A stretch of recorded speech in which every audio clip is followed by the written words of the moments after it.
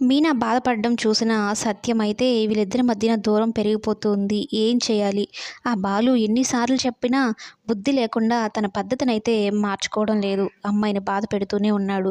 నా మాట విని మొన్న కూడా వాళ్ళ పుట్టింటి నుంచి వచ్చింది. ఈ బాలు ప్రవర్తన ఏమో మారడం లేదు. ఎన్ని రోజులని ఆ అమ్మాయి అయినా ఎదురు చూస్తుంది. కాస్తైనా ప్రేమగా మాట్లాడితే, భర్త ఆదరణ దొరికితే అంతకన్నా ఏం కావాల్సొస్తుంది ఒక ఆడపిల్లకి? కానీ ఈ బాలు ఎందుకు ఇలా ప్రవర్తిస్తున్నాడు అంటూ బాలు దగ్గరికి వెళ్తాడు సత్యం. అసలు నీ ప్రాబ్లమ్ ఏంట్రా? ఆ అమ్మాయి విషయంలో ఏం చేద్దాం అనుకుంటున్నావు? నీ ప్రవర్తన ఏంటి? అని అయితే నిలదీస్తే, ఏంటి నాన్న ఎప్పుడు ఏదో ఒకటి చెప్తూనే ఉంటావు. ఇప్పుడేమైంది మరలా అన్నట్టు అడుగుతాడు. ఆ అమ్మాయి ఎందుకురా అంతగా బాధపడాలి నీ వల్ల? నిన్ను పెళ్లి చేసుకోవడమే ఆ అమ్మాయి చేసిన తప్పా అని అయితే అంటూ ఉంటే, అదేంటి నాన్న అలా అంటున్నావు? నేను బాధపడుతున్నాను కదా! అది నీకు కనపడటం లేదా? అసలు బాధపడాల్సిన అవసరం ఏముందిరా? అమ్మాయి నీతో సర్దుకుపోతుంది కదా! మంచిగా ఉంటుంది కదా! నువ్వు కూడా అలానే ఉండొచ్చు కదా! అన్నట్టు సత్యం బాలుని అడుగుతాడు. రే బాలు, ఒక ఆడపిల్ల ఇంట్లో కన్నీళ్ళు పెట్టుకుంటుంది అంటే అది మన ఇంటికి మంచిది కాదురా! మనకు ఒక ఆడబిడ్డ ఉంది.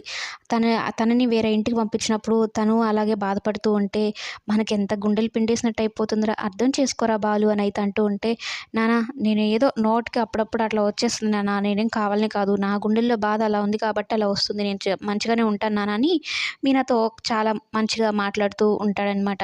అయితే బాలు, మీనాలు సంతోషంగా ఉంటే అస్సలు ఓర్చుకోలేదు ప్రభావతి. వాళ్ళిద్దరి మధ్యన గొడవ జరుగుతుంది అనుకుంటే స్వీట్స్ తిని ఆనందాన్ని పంచుకుంటూ ఉంటుంది. అటువంటిది బాలు, మీనాలు సంతోషంగా గడుపుతూ ఉంటే అది చూసి ఇక వీళ్ళిద్దరేనా ఇలా ఉన్నారు. నా కళ్ళు నాకు నమ్మడం లేదా అన్నట్టు ఆశ్చర్యంగా చూస్తూ ఉంటుంది బాలుని, మీనాని. సత్యం మాటలు విన్న బాలు అయితే కాస్త మనసు మార్చుకొని మీనాతో ప్రేమగా ఉండడానికి ట్రై చేస్తూ ఉంటాడు.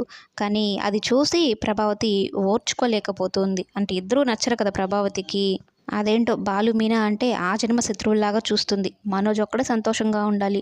మనోజ్ ఏం చేసినా కూడా ప్రేమతో ఉబ్బి తబ్బిబ్బైపోయి మెచ్చుకుంటూ ఉంటుంది మనోజ్‌ని. మరి నెక్స్ట్ ఏం జరగబోతుందో కమింగ్ ఎపిసోడ్స్‌లో చూద్దాం.